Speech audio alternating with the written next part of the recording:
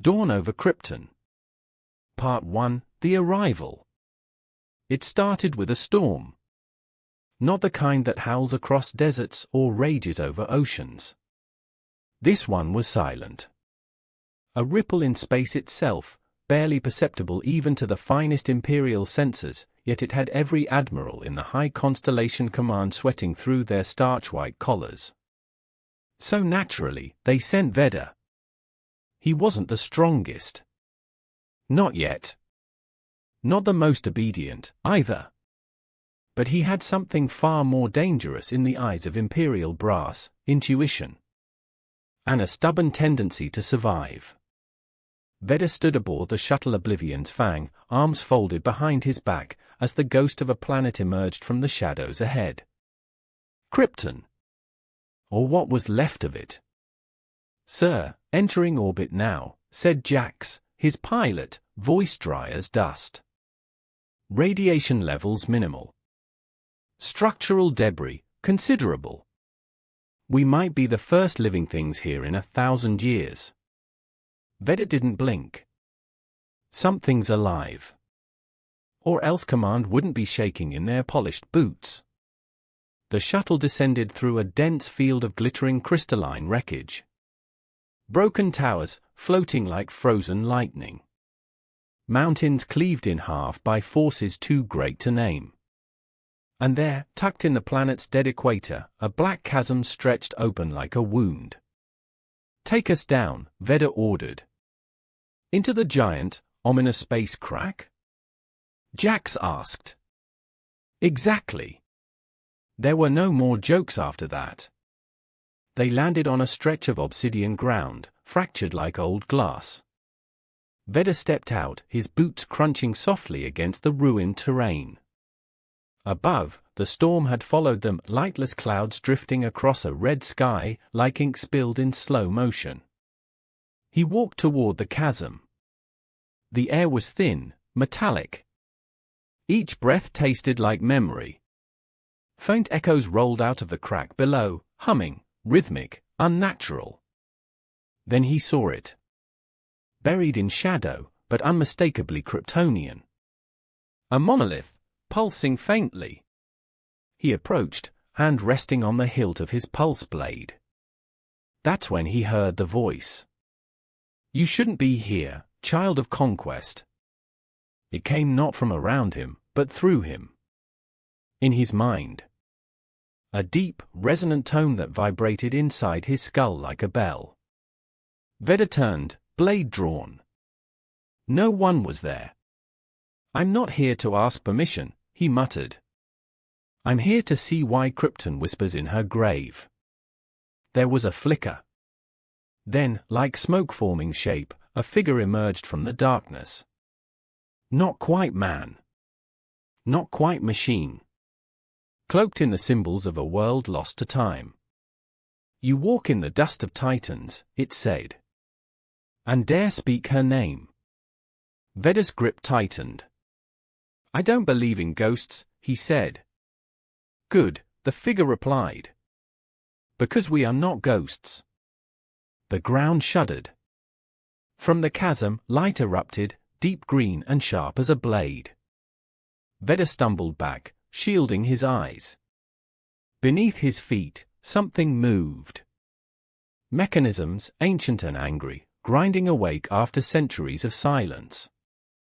Then came the sound he would remember for the rest of his life. Footsteps. Heavy. Dozens. Maybe hundreds. Marching in unison. Jax's voice cracked through the comm. Sir? We've got a situation." "I see it," Veder whispered. Because rising from the earth were figures clad in shimmering armor, bearing the sigil of the House of El Kryptonians. Not stories. Not myths. Not bones. Alive. And very, very aware of his presence. Part 2, The Unveiling. They didn't speak. The Kryptonians stood in a semicircle around him, their eyes glowing faintly beneath angular helmets. Their armor shimmered like frozen sunlight, and their movements were as precise as clockwork, too perfect, too synchronized. Veder had faced death more times than most men twice his age, but this was different. "Hold your ground," he said, more to himself than to them. One stepped forward. A woman, or at least shaped like one. Her faceplate retracted with a hiss, revealing high cheekbones, pale skin, and eyes like polished steel. She looked at Veder as one might study a curious insect. "You do not carry the mark," she said. "I carry the authority of the Empire," Veder replied. And a plasma blade with a thirst for arrogance. Her brow arched. "Blades are for children. Come. There is much to unlearn." Before he could answer, the ground beneath him shifted. Not a trap, not a collapse, an invitation. The black glass cracked open like a flower blooming in reverse, revealing a platform beneath, glowing with the same eerie green. Veder felt a pull, not physical, but gravitational in a different sense. The air shimmered. He stepped onto the platform. Jax shouted something in his ear. Warning? Curse? Didn't matter. The world blinked, and Veder was no longer on the surface. He stood in a chamber. No, a memory, somehow alive around him. Towers of light rose into a vast dome, pulsing with data, stars spinning in holographic streams. Echoes of Krypton's past whispered in every corner, voices, laughter, screaming. A child's lullaby, a war chant. He was inside the mind of a dead world. And at its center stood her. She wore no armor. No insignia. Just a cloak woven from starlight and sorrow. Her hair floated as if underwater, and when she spoke, the chamber fell silent. "I am Zaravel, keeper of the final seed." Veder stared. "You? Kryptonian?" "I was born after the fall," she said. "Bred in secrecy. Raised by fragments of AI and ghosts of our fathers. I carry their last hopes, and their worst mistakes. And now? Now I decide what becomes of you." Veder's hand drifted to his belt. Not a weapon this time. A small, smooth cylinder, an Imperial recorder, blinking softly. His orders were clear: gather intel, report anomalies. If threatened, call in orbital cleansing. But something made him pause. Zaravel stepped closer. "We know who you are, Veder of the Ascendant Legion. Son of no one. Forged in fire, shaped by fear. You believe power brings order? But you are mistaken." She touched his chest, just 2 fingers, and the air rippled.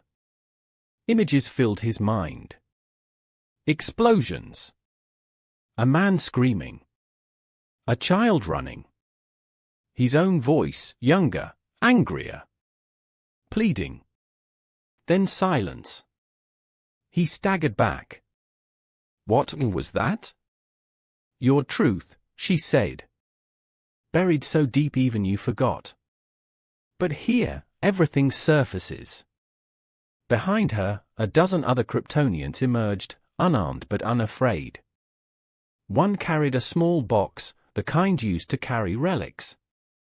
He opened it. Inside was a crystal, glowing with the exact same energy Veder felt in his chest. "Your empire thinks we are extinct," Zaravel said. "But we are not. We have hidden. We have evolved. And now, we decide whether your kind is worthy of survival." Veder's breath caught in his throat. He wasn't here to destroy a tomb. He had walked into a trial. Part 3, The Reckoning. Veder had faced ambushes before. He'd been dropped into burning jungles, frozen seas, acid storms, each time clawing his way out with grit and violence. But this was the first time he didn't know who the enemy was. Or if there even was one. The crystal pulsed in its case, echoing the rhythm of his own heartbeat. "You expect me to believe," he said, voice low, "that all of this, your reawakening, your hidden city, your psychic space tricks, was just to judge me?" Zaravel nodded. "Not just you. Your kind." He laughed once, bitter. "That's a lot to put on one guy who almost flunked navigation. You carry more than you know.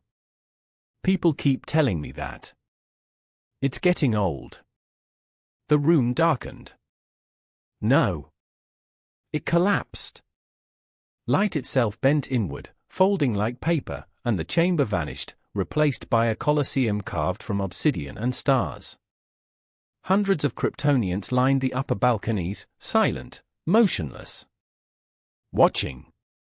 At the center stood a tall figure clad in matte gray armor, etched with the ancient sigils of the Kryptonian warrior caste. His face was bare, sharp as a blade. His eyes gleamed with challenge. "This is Charon," Zara said beside him. "He was bred to test you. In strength. In will. In truth." Veder turned to her. "And if I fail? You die." "Well," he said, drawing his blade with a sigh, "that's refreshingly straightforward." Charon stepped forward. No words. Just a blur of motion. Veder ducked instinctively, barely avoiding a strike that would have turned his jaw to vapor. He rolled, igniting his blade mid-fall, catching the next blow on the flat of its humming edge. Sparks flew. Charon fought like gravity itself, relentless, precise, inescapable. Every strike came with the weight of a collapsing star. "You fight like a machine," Veder growled. "And you fight like a memory," Charon said, shoving him back. "Fleeting. Fragile." The crowd remained silent. Not even breath. Veder twisted, drove his blade toward Charon's side, only to be caught mid-strike and hurled across the arena. He hit the wall with a sickening crunch, vision swimming. "Enough!" Zara's voice cracked like thunder. Everything froze. Even Charon. Veder pushed himself up, bleeding, breathing hard. "What, now?" Zara stepped down into the arena. Her expression unreadable. "You've lost the duel," she said. "But you passed the test." He blinked. "What kind of logic is that?" "You stood your ground. Not for conquest, but for truth." She extended a hand. Veder hesitated. Then took it. And just like that, the Colosseum vanished. They were back in the chamber, only now the crystal had changed. It floated between them, spinning slowly, revealing a star map. One Veder recognized. Imperial space. "This is what you really came for," Zara said. "This message. This map. It is a warning." "A warning of what?" She looked at him, eyes suddenly heavy. "Of what's coming. From beyond the edges of what your empire can see. A force older than Krypton. Older than power itself." He stared at the map, then at her. "Why show me?" "Because you may be the only one who listens." She turned, cloak flowing behind her. Behind Veder, Jax's voice crackled over the comm. "Sir, whatever you're doing down there, make it quick. We've got incoming. Imperial scouts. Big ones." Of course. They had followed his signal. Zara didn't look back. "You must choose, Veder. Warn them. Or let them come." The platform began to rise. And Veder realized he wasn't leaving with a victory. He was leaving with a burden. Part 4 or the decision. The shuttle shook under his boots. Veder stood at the open ramp of Oblivion's Fang, watching the clouds churn as Zaravel and her silent warriors disappeared into the mists of Krypton's chasm. The message crystal pulsed in his palm, soft, steady, ancient. The map it contained burned in his mind like a second conscience. "Sir," Jax called from the cockpit, "3 Imperial destroyers just broke orbit. ETA 60 seconds. And they're not here for autographs." Veder didn't answer. He stared at the rising shape of the first destroyer slicing through the sky, sleek, angular, cold. Everything the Empire stood for. Discipline. Order. Control. And now, ignorance. He should call them. Report in. Deliver the warning. Let the machine of the Empire do what it was built for, eliminate threats. But he'd seen the threat. And it wasn't Krypton. He tapped the communicator. "This is Lieutenant Commander Veder, clearance code Gamma 7 Tau." His voice was steady. "I'm transmitting data classified level red. Immediate relay to High Constellation Command." There was a pause. Then static. "Data received. Proceed with mission objective." That was the cue. "Negative," Veder said. "Mission has changed. We were wrong." Another pause. Longer. Sharper. "Clarify. I'm not exterminating survivors. I'm sending a warning." A cold, clipped voice answered. One Veder recognized, Admiral Vass, the man who'd once told him that hesitation was the disease of cowards. "Lieutenant Commander. You are out of line. Abort transmission. Return to orbit." "I can't do that, sir." The silence that followed was different. Then came the words Veder had expected. "You are now designated rogue. You will be pursued. You will be contained. Your name will be erased." Veder smiled faintly. "Good. Then I've got nothing left to lose." He cut the channel. Jax turned his head from the cockpit. "So, we're really doing this?" Veder stepped forward, dropping into the co-pilot seat. "We're not running. We're going to the edge of the charted zone. Deliver the message to whoever will listen. There are worse things out there than Kryptonians." "Like what?"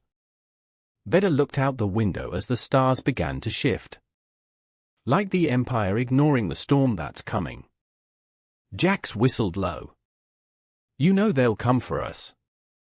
Let them try." The shuttle jumped into hyperspace, stars stretching into lines of light behind them. Far below, Krypton's ruin stirred again. The vault closed. The city slept, but only for now. And in the cold vacuum of space, a soldier once forged for obedience carried a burning truth toward a galaxy not ready to hear it.